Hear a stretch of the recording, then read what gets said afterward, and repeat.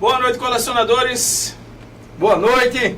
Boa noite especialmente para você que está acompanhando ao vivo a transmissão do Colecionador de Cinema. Hoje, segunda-feira, é dia da gente bater aquele bom e velho papo sobre Star Trek, indo até onde nenhum homem jamais esteve. Vocês sabem, né, que toda segunda-feira a gente está maratonando a primeira temporada da série clássica de Star Trek. Obviamente, lembrando que no canal do Colecionador, tanto na nossa fanpage no Facebook quanto no YouTube, você já pode seguir tranquilamente, você já pode ver a nossa playlist que tem de Star Trek Discovery, né, que a Netflix passou e a gente também maratonou episódio a episódio, e agora estamos na série clássica.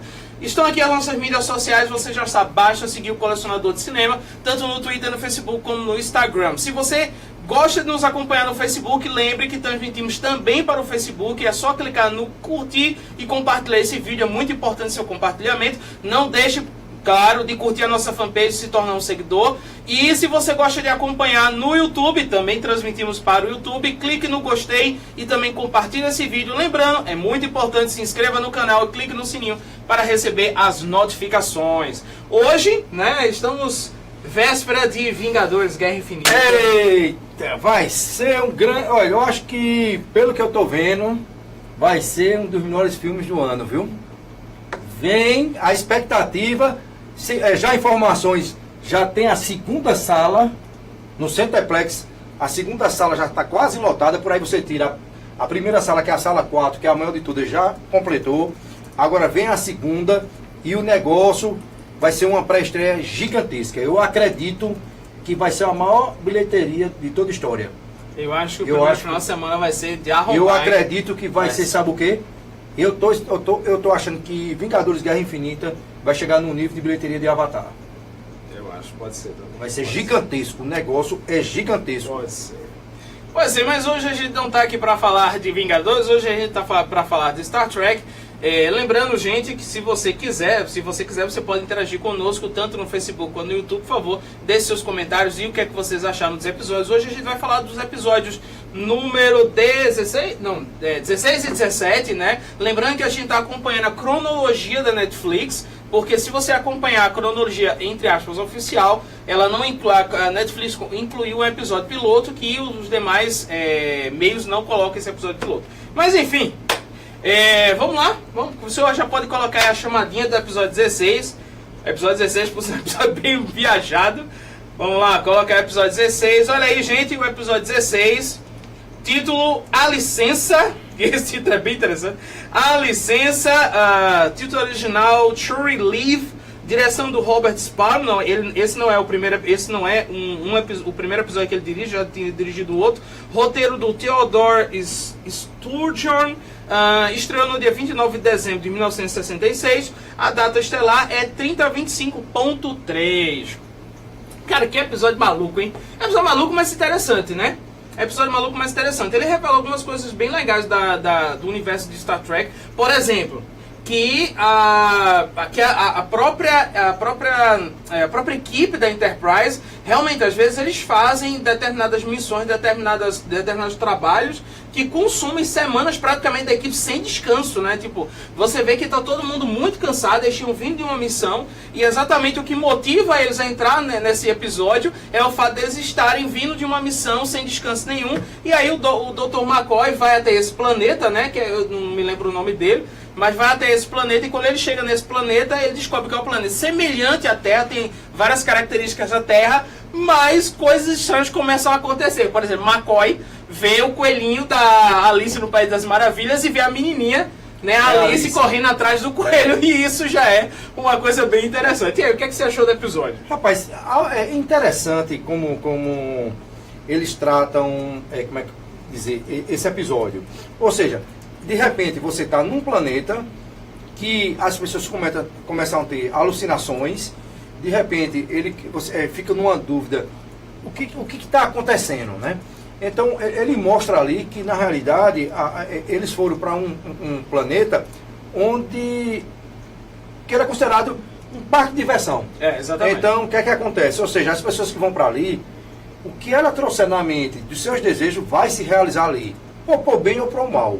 Então tem de ter esse cuidado, que era o grande problema ali, que depois que começou a analisar, veja, todos que desceram realizaram suas fantasias. Mas, ao mesmo tempo, mostrou o perigo que isso pode ser. Tá? Então, veja bem, pessoas que vão com boas fantasias, boas emoções, vai realizar tranquilamente. Mas teve pessoas lá que pensou num avião da Segunda Guerra Mundial, o avião, ou seja, então você traz o desastre também.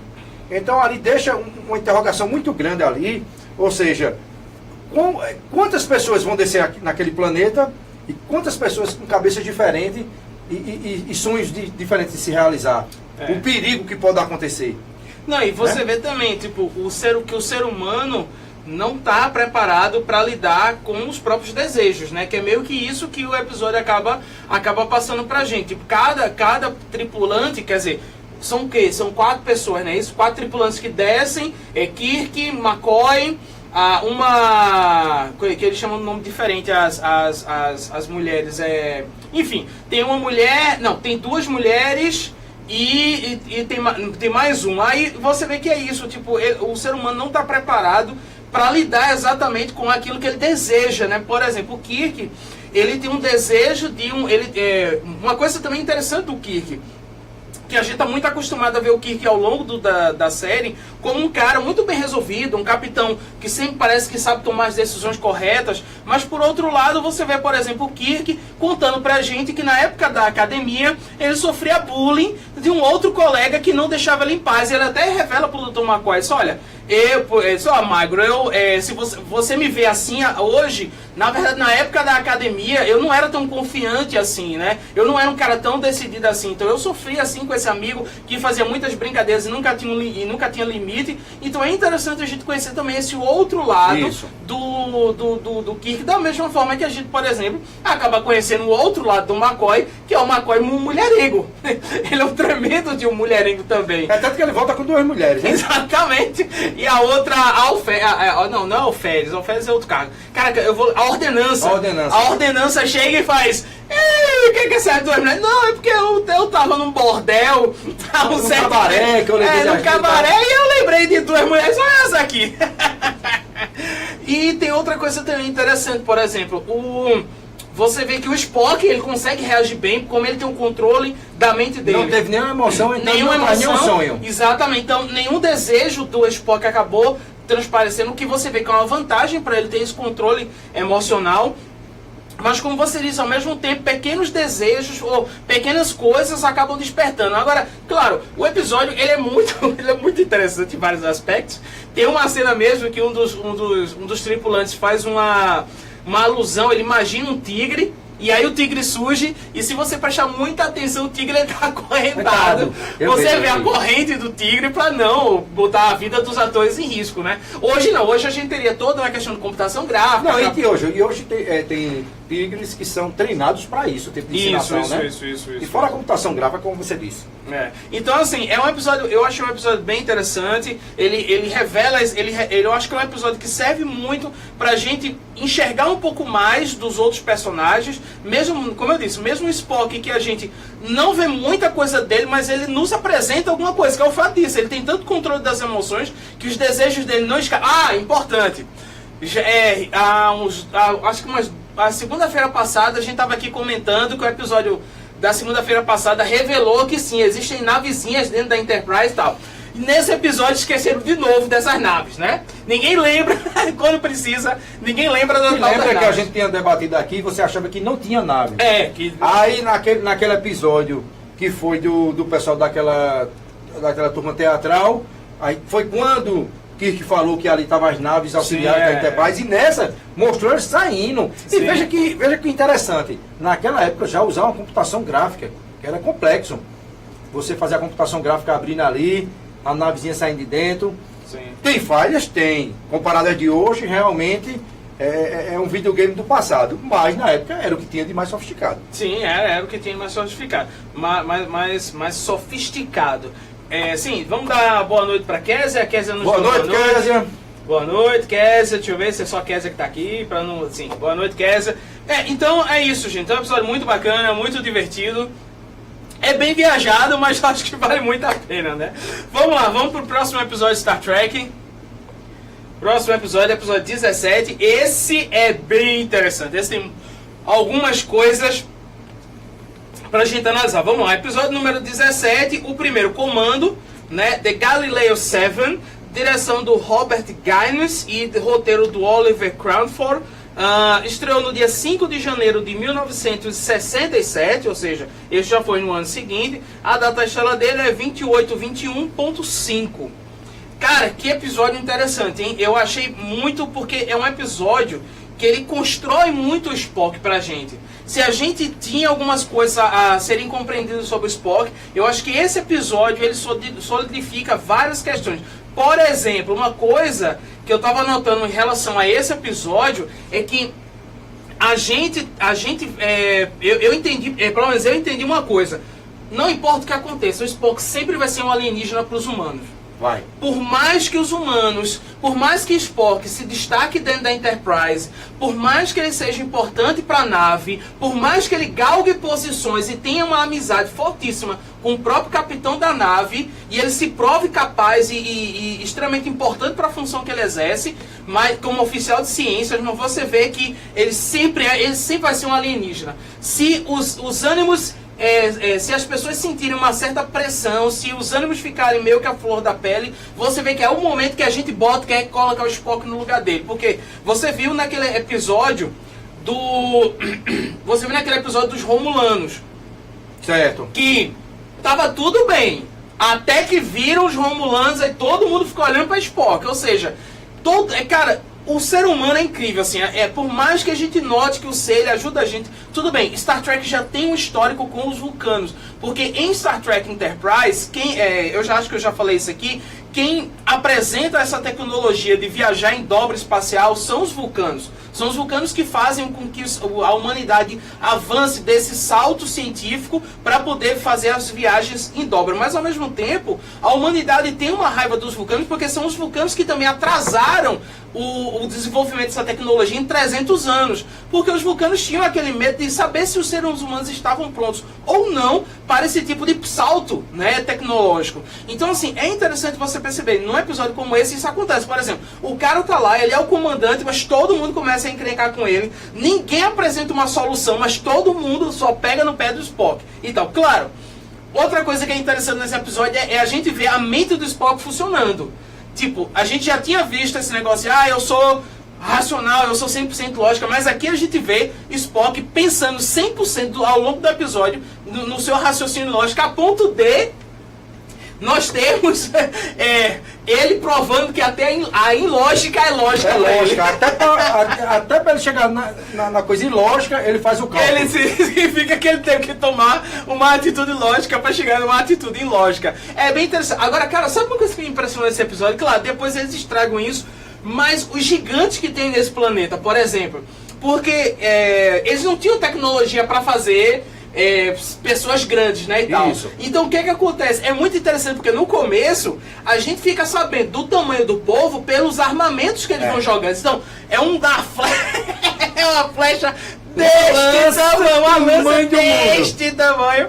E aí você vê pelo tamanho, se a lança é desse tamanho, então o ser que carrega essa lança, o escudo, né, tem uma hora que é um escudo gigantesco. Então, ou seja, é interessante porque ele vai dando a sensação de gigantismo do ser pelos equipamentos que o ser vai deixando ao longo do caminho, e a gente fica naquela expectativa de encontrar o ser, e quando obviamente encontra é decepcionante, mas ao mesmo tempo é muito interessante como ele consegue construir uma sensação de perigo em relação a uma criatura que a gente sabe que não é nem um pouco assustadora. Agora, outra coisa, sim, uma coisa que a gente esqueceu de falar do episódio anterior, acho que vale muito a pena, é a cena que a gente estava comentando aqui antes de começar, entre o Kirk e o Spock tentando convencer o Kirk a aceitar os cuidados médicos do McCoy, né?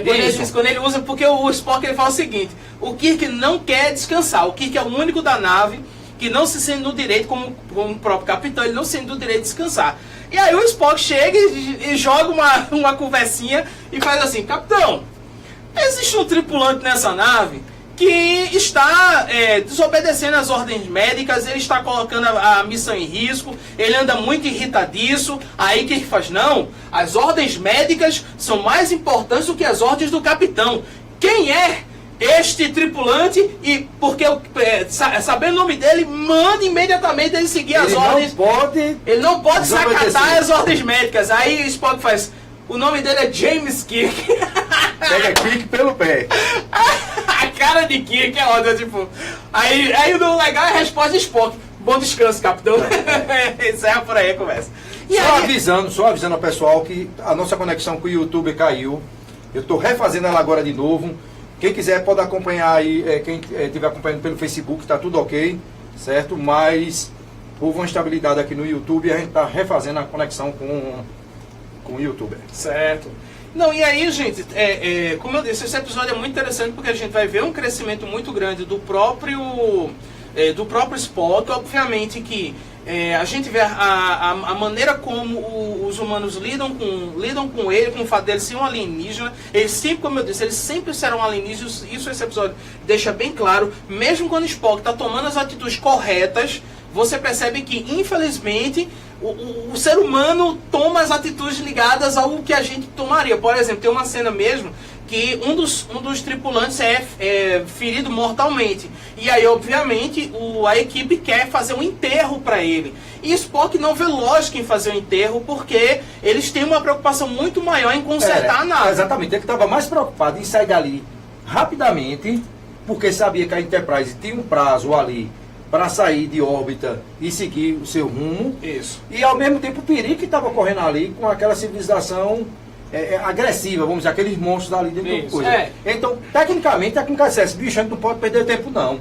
Entendesse? Mas não, e ele não deixa de ser uma realidade. Ele estava certo. Claro, esse episódio também mostra que nem sempre o raciocínio lógico do Spock pode se aplicar a determinadas situações. Então, ele tem uma das maneiras que ele encontra de resolver o problema com essa raça alienígena é mostrando literalmente que eles têm uma tecnologia superior. O Spock pensa nas diretrizes da Frota Estelar de que ele não deveria ferir uma raça alienígena sem nenhum motivo específico. Então o Spock logicamente acha que ao mostrar que os seres humanos têm uma tecnologia muito mais avançada, logicamente Spock acha que vai resolver o problema e não resolve. Muito pelo contrário, Spock fica o tempo todo dizendo, isso é ilógico, essa raça deveria ter se assustado, deveria não nos enfrentar. Mas ele disse, olha, eu fiz tudo calculado, tudo certo. Não sei, era para eles não ter voltado mais para atacar a gente. Ou ter demorado mais, ou ter demorado. Só que, como são seres irracionais,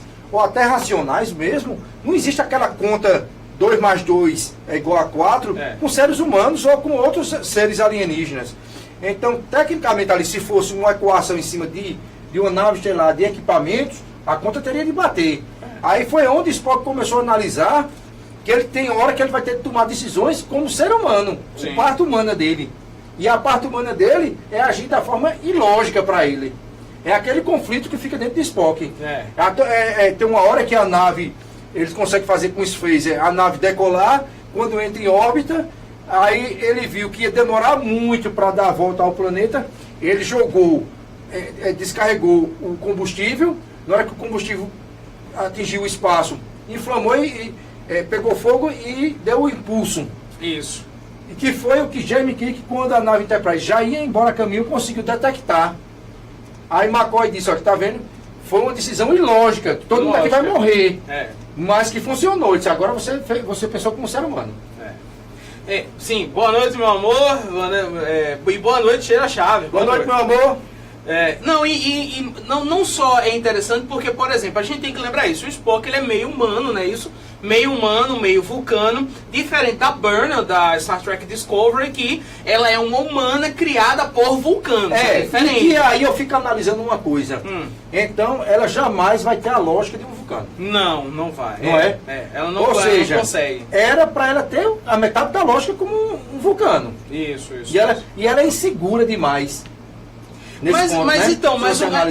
Mas é isso que... Quem viveu lá, quem foi treinada lá, não poderia ter essa falha. Então, mas é isso que eu acho interessante, porque tem decisões da Burnham que sempre me irritaram dentro do Star Trek Discovery. E quando eu comecei a pensar pela mentalidade vulcaniana, eu comecei a entender as decisões dela. A Burnham, sim, ela é muito racional nas decisões que ela toma. Tanto é que você vê que a Burnham raramente ela mente. Raramente ela acaba mentindo, raramente você percebe que ela, como é que se diz, ela não demora para tomar uma decisão. Você vê que a Banner era muito racional, igual o Spock. Mas é interessante esse lado humano às vezes falar mais alto no Spock, entendeu? Porque ele sempre tenta esconder isso. O Spock não lida muito bem com isso, não lida muito bem com esse lado humano, mas é interessante nesses momentos. E mesmo quando o capitão provocou ele no final do episódio, né? Dizendo, olha, tu quer dizer que você, no momento de desespero, mas desespero é uma emoção humana? Como assim você cedeu ao desespero? Ele disse, não, mas para eu chegar no desespero eu usei a minha lógica.